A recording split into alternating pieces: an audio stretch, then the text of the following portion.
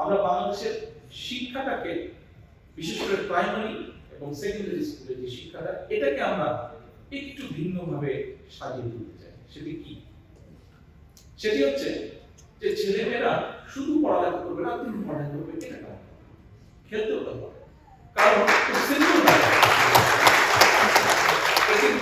Medical, আমি doctor না, আমার স্ত্রী ডাক্তার, তবে একটা সিম্পল ব্যাপার আছে। আপনি যখন ফিজিক্যালি নড়াচড়া করবেন খুব স্বাভাবিকভাবে আপনার বডিতে রক্ত চলাচল বাড়বে, এবং রক্ত চলাচল যত বাড়বে স্বাভাবিকভাবে আপনার ব্রেনে অক্সিজেন তত বেশি যাবে, ফ্রেশ হবে, আপনার চিন্তা শক্তি তত বাড়বে। অক্সিজেন যত বেশি মাথায় যাবে তত চিন্তা শক্তি বাড়বে। সেই জন্য খুব স্বাভাবিকভাবে যেই ছেলেটা খেলাধুলা করবে তাকে যদি পড়ালেখার ভালো সুযোগ করে দেওয়া যায় তার কিন্তু পড়ালেখা ভালো হবে। কাজে পড়ালেখা ভালো করতে হলে অবশ্যই খেলাধুলা করতে হবে, অবশ্যই।